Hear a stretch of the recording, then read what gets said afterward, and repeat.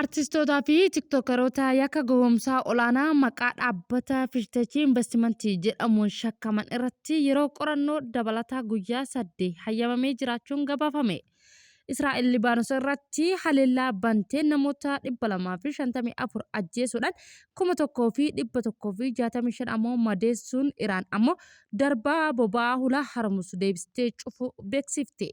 Haleellaan saayibaraa Iraan qabeenya tarsiimoo Ameerikaa irratti raawwattu erga waraanni kun jalqabee haalaan dabalee akka jirus gabaafameera. Haleellaan Libaanos Iraan irratti raawwattu yoo itti fufee waliigaltee dhukaasaa dhaabuu keessaa akka baatu Iraan beeksifte. Egaa kabajamtootaa fi daawwattoota GMN irraa oduu galgala kanaaf qindeeffannee isin biraan gahaa kanan gammaa isinitti himee oduu ijoo keenya galgala kanaati amma immoo gara bal'ina oduu keenya isin dabarsa. Artistootaa fi tiktokeroonni yakka gowwoomsaa olaanaa maqaa dhaabbata Fiishteechii Investimentii jedhamuun shakkaman irratti yeroo qorannoo dabalataa guyyaa 8 hayyamameera.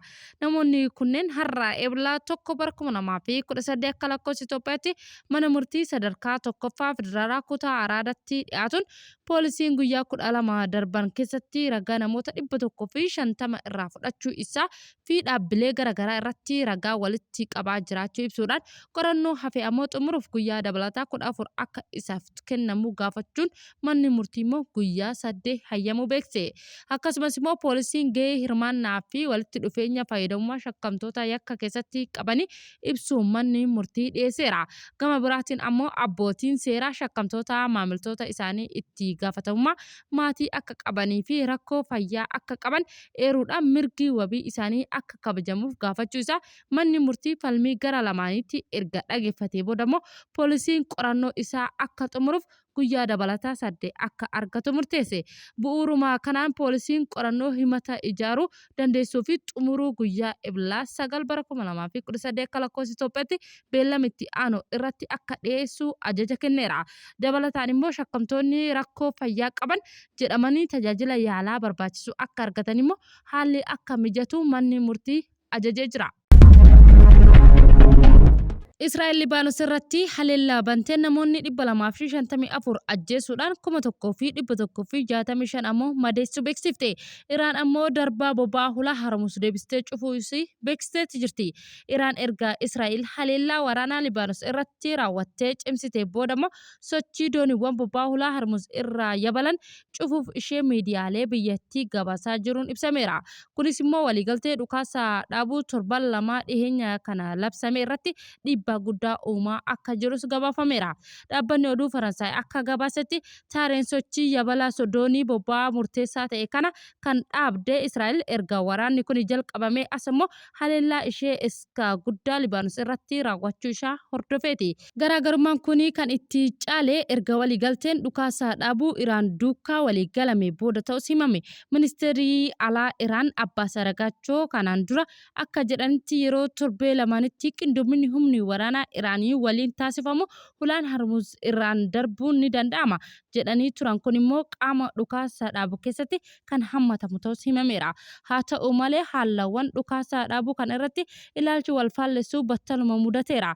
Sheeb Shariif akka jedhanitti waliigalteen jaarsummaa geggeessaa waliigaltee dhukaasaa dhaabuu kun immoo Libaanosii fi bakkeewwan biroos ni dabalatas jedhan. Faallaa kanaatiin immoo ragaaleen mootummaa Israa'el akka jedhanitti duulli Hizbollaa irratti Libaanos keessatti godhamu adda ta'uu fi kan itti fufu ta'us ibsaniiru. Akka gabaasni CNN haleellaan Israa'el inni dhiyeenya kana Libaanos keessatti babal'achuu waraanichaa kan agarsiisu yoo ta'u haleellaan dhiyeenya kana Israa'el gootee kan Libaanos keessatti yoo ta'u immoo yoo xiqqaate namoonni 254 ajjeefamaniiru 1165 ammoo madaa'aniirus jedheera.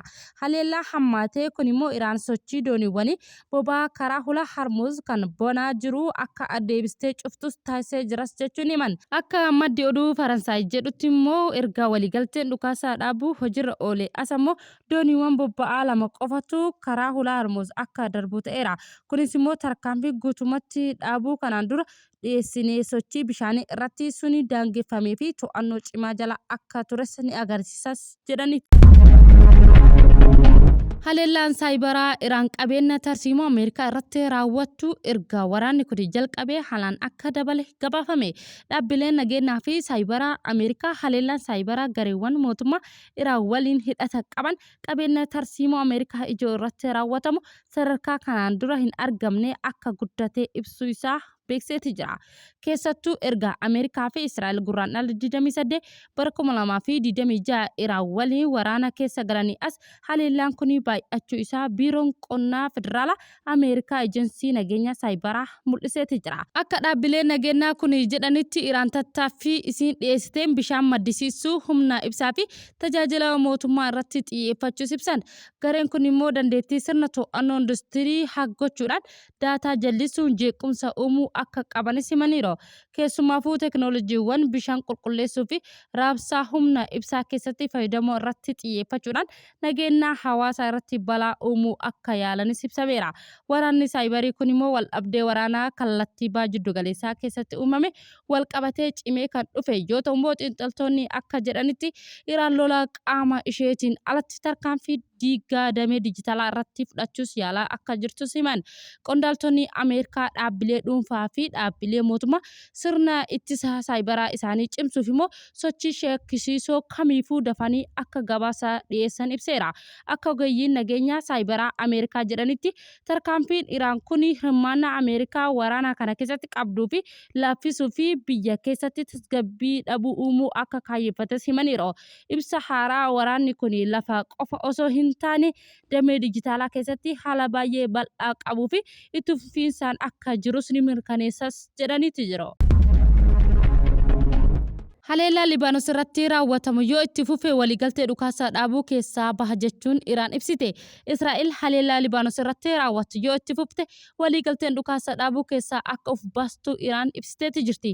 Akka ragaan qondaala ol'aanaa Iraan maqaan isaanii akka hin caqasamne irraa eerametti ibsuun gochi haleellaa waraanaa Israa'el Libaanos irratti raawwattu Iraan deebii waraanaa akka kennitu ibsan. Israa'el har'as biyya Libaanos irratti haleellaa kan raawwatte yoo ta'u kunis immoo waliigaltee dhukaasaa dhaabuu torban lamaaf Ameerikaa fi Iraan gidduu jiru mallatteeffamee ture gaafii keessa akka galchus himame. Iraan waliigalteen kun diigamuu isaa caqasuun keessaa fi of baasuu akka dandeessu ibsuu ishee BBC'n gabaase. Gama biraatiin pirezidaantiin Ameerikaa Doonaald Tiraamp Libaanos qaama waliigaltee dhukaasaa dhaabuu kana akka hin taane dubbataniiru. Pirezidaantichi dhimma Libaanos sababa Hizbollaatiin waliigalticha keessaa osoo hin hirmaatin hafuu isaa ibsaniiru.